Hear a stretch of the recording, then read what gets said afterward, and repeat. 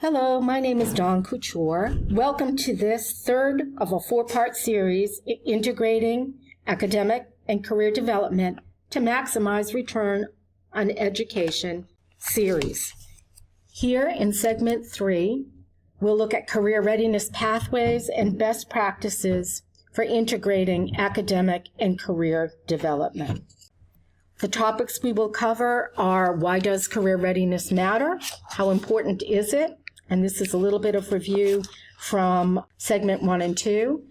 Reasons why colleges and universities need to create and support career readiness pathways. Again, some synthesis from segments 1 and 2 for those of you who are just joining us. New material here is defining career readiness and identifying career readiness competencies, different models with broad consensus. We'll look at the National Association of Colleges and Employers, NACE Career Readiness competencies, to get a sense of what at least we think college graduates should be able to know and do. We'll look briefly at the NACE Career Management competency, and with them we'll look at core elements of high-impact career readiness initiatives, the top of which indicates they are integrated, they're multi-year, and they connect curriculum, co-curricular, and extracurricular experiences to career readiness competencies. So let's begin. So beginning question is, why does career readiness matter, and how important is it that college graduates be career ready? How important is it? The answer is it's mission critical. And why does it matter? It's expectations that all stakeholders have that students who graduate with a baccalaureate degree should be career ready, should possess the knowledge and skills necessary to be successful in the workplace. There are many reasons why colleges and universities need to create and support high-impact career readiness pathways.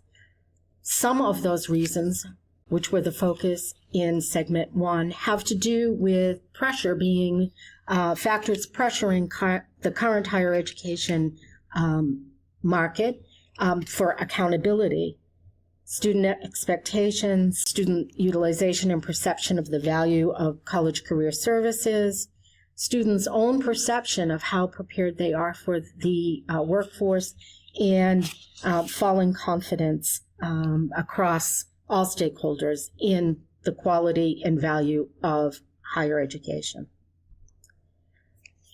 A second reason, important reason, is students choose to go to college for employment and career opportunities. That is the number one reason. Data from a Strata and Gallup poll from 2017 shows that only 42% of students surveyed report being confident that they will graduate with the knowledge and skills needed to be successful in the job market. Students who do receive career-specific support do report feeling more prepared for the workforce. That's good news. But the survey results indicate that nearly 40% of students never visit their school's career services office or use online career resources. This includes 1/3 of all seniors scheduled to graduate. As previously noted, only 1 in 3 students believe they will graduate with knowledge and skills to be successful in the job market and in the workplace. Those are very low failing grades. In addition to students expressing low levels of confidence in their preparedness for entering the job market, only half of all students surveyed indicated they believe their major will lead to a good job. When we focus on expectations, or ratings, I should say, among chief academic officers compared to business leaders, chief academic officers give their institutions a high A for preparing students for the workforce. Business leaders give institutions only an 11% confidence level that students are fully ready to enter the job market. Those disconnects are across all metrics of career readiness. Significant disconnects, as are present here on this slide. These were discussed in greater detail in segment number 2, and I'm not going to, therefore, spend too much time on this, any additional time on this, other than to share this resource for those who are new joining us in this segment. Likewise, this disconnect between career readiness skills, perceptions by employers and students was covered in segment number 2, and for those of you who wish more information, I'll direct you there. We now move forward with new information, career readiness definition and different models. There are different models, but what we will see is the major career readiness models have a lot in common, a broad consensus of what it means to be career ready. The 4 major career readiness models are the NACE Career Readiness Initiative, the Association of American Colleges and Universities Essential Learning Outcomes and Value Rubrics, and the Lumina Foundation Degree Qualification Profiles. All 3 of those models incorporate key features which include developing student learning outcomes, to identify, define, and explain the critical knowledge and skills for all college graduates, the career readiness competencies developed by NACE, the essential learning outcomes produced by AACU as part of its LEAP initiative, and the degree qualification profile proficiencies developed by Lumina Foundation all have student learning outcomes as part of their foundation. A second key feature in all models is the need to, or recognition of the need to, design curriculum, co-curricular, and extracurricular experiences that incorporate student learning outcomes, that introduce those outcomes, give students opportunity to practice and use, polish, and demonstrate that they have achieved those learning outcomes. And then finally, measuring and assessing student learning outcomes using students' own work or other types of assessment instruments, including portfolios, it may be career capstones, it may be surveys. There's a whole range of career assessments. Unfortunately, the time available in this segment necessitates reserving assessment for another time, but there is plenty of information and a growing number of products, as well as homegrown models that are promising practices in assessment of career readiness skills. For simplification, I have chosen the NACE Career Readiness definition and competencies to use for our discussion here. The NACE Career Readiness Initiative website, which is hyperlinked here, is a treasure trove of information and resources, many of which were used in the creation of this podcast series. NACE defines career readiness as the attainment and demonstration of requisite competencies that broadly prepare college graduates for a successful transition into the workplace. Not complicated at all. Defining what those competencies are, measuring them, demonstrating them, therein lies some complication. NACE correctly notes that career readiness of college graduates is of critical importance in higher education, in the labor market, and in the public arena. Yet, career readiness had been undefined, making it difficult for leaders in higher education, workforce development, and public policy to work together effectively to ensure the career readiness of today's college graduates. The career readiness competencies developed by NACE are listed here. Many of these are recognizable within the core curriculum, general education requirements, and major requirements in many colleges and universities. The one that may be new or may not be new, depending upon the institution is a identified career management competency, which I'll talk about in a moment. All of these competencies can be embedded in the general education core program, core courses, co-curricular activities, or extracurricular activities. That only happens, however, with planning and collaboration. The career management competency speaks to developing students' ability to identify their skills, their strengths, their knowledge, and their experiences that are relevant to entering the world of work and pursuing professional growth. Employers report that recent graduates have great difficulty in conveying their career goals and connecting their college experiences to the positions for which they are applying. That's a challenge, one that can be met, again, with purpose, collaboration, and committed resources. Some colleges have adopted the NACE Career Readiness competencies verbatim. Obviously, they've jazzed it up, branded it with their own college logo, but the language, the categories, and the language is identical.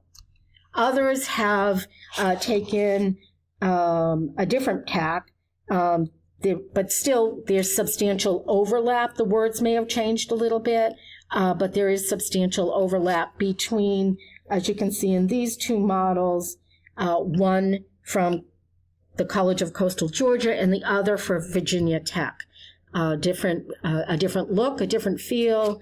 Some of the words are different, but in sum and substance, there is great overlap between the NACE and these other branded models. Florida Atlantic University's Career Readiness Flyer is here. It not only lists the career competencies, but helpfully describes and gives examples of what the career competency looks like in practice. The model incorporates the valuable feature of explicitly connecting an experience with learning outcomes, helping students to make those all-important connections between and being able to articulate translatable career readiness learning outcomes and connect the curriculum, both in general education and the major, with career readiness outcomes. That only happens, or happens best, when it is specific, when it is explicit, and when it is reinforced. We turn now to core elements of high-impact career readiness initiatives. There are 9 common critical elements in high-impact career readiness initiatives. One is career readiness becomes mission critical, and it has a place at the table and in the institution's strategic plan. Second, student learning outcomes are developed connecting the curriculum, general education, and major core curriculum with career readiness competencies. Third, student learning outcomes are identified for co-curricular and extracurricular programs. Fourth, academic and career development structure and delivery is integrated. Fifth, a 4-year academic and career development structure is adopted, starting early and continuing through typically a student's last semester. Sixth, early and frequent reinforcement to help students explore their skills, their interests, their values, and goals, which are so critical to making informed academic, personal, and career decisions. Seventh, to coach students to understand those skills, interests, values, in areas that are important, such as choice of major, elective course selections, co-curricular and extracurricular activities, experiential learning opportunities, study abroad, honors courses, any of their academic and co-curricular or extracurricular experience. We want it to be valuable to them and to connect to their skills, interests, and values. We want to coach students to see to value and be able to articulate translatable career learning outcomes. Employers say they cannot currently do that. That's an area where that we've been asked to devote some time and attention. Finally, assessment of all student learning outcomes in career competencies. As previously noted, due to time constraints, measuring and assessing student learning outcomes won't be covered in this presentation. It is a topic that deserves a presentation of its own, given the wide variety of assessment models and tools, from portfolios, capstone projects, exit interviews, first destination surveys, standardized knowledge tests, homegrown tests, and a variety of others. All can be viewed and tailored to a particular institution's programs and services. The top 3 core elements of high-impact career readiness are integrated college and career development, multi-year academic and career development structure, and again, reiterating, connecting curriculum, co-curricular, and extracurricular experiences to career competencies. The quote from this 2006 NACADA publication is that career planning and academic advising overlap and intertwine, requiring choreographed decision-making. So let's look at what choreographed decision-making might look like. So the integration of career and academic development makes sense. It makes sense for a lot of reasons, not least of which is career planning and academic advising overlap and intertwine. Many direct connections between academic and career advising exist, including choice of major, course selections, academic progress, extra and co-curricular activity opportunities, career interest assessment, goal setting, engaging in professional development activities and career exploration, as well as experiential learning.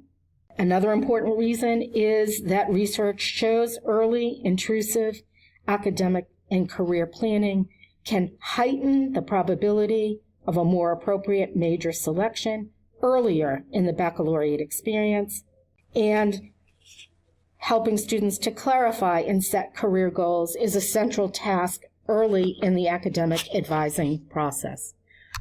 The importance of best fit for major is displayed here in this Minnesota State University infographic, indicating the correlation between what the importance of students getting a best fit major, not just defaulting to one, not listening to what their friends say, not feeling compelled to do what their father or mom or brother or sister did, but making an informed decision based upon consultation with career and academic coaches.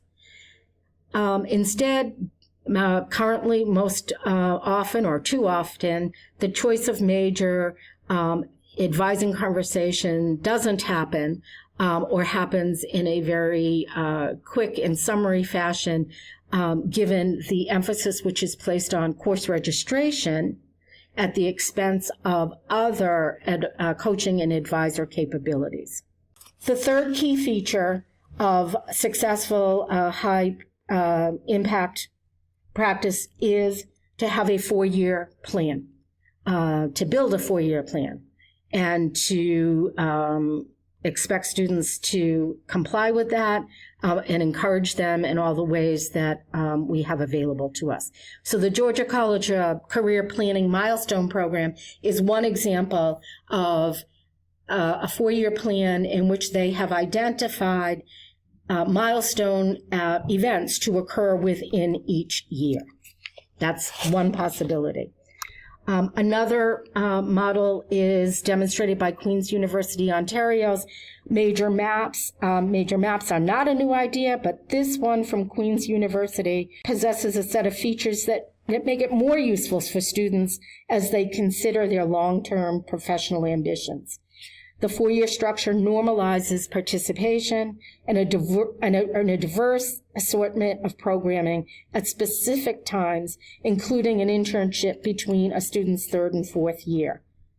The MAP alerts students to both curricular and co-curricular programming opportunities, ensuring that they are, or making it at least more likely that they are aware of academic and parallel non-academic enrichment opportunities to build career readiness. These career maps are the product of a collaborative effort between Career Services, the academic units, and students at Queen's University. Making the case for connecting curriculum and co-curricular activities, it's stated pretty well. Students don't know what they don't know. Building a career plan or even formulating an idea of what a student might wish to do when completing a degree is something that takes time. It takes coaching, it takes support, and it takes structure. And therefore, colleges and universities can provide that structure, support, feedback, coaching, and that's what these presentations are all about. Coming up in segment 4, I'll cover common goals, customization, and showcase of high-impact career readiness initiatives. Look for that if that's of interest to you. And again, if you wish to reach me, please feel free to contact me by email or via LinkedIn. Thanks so much for watching.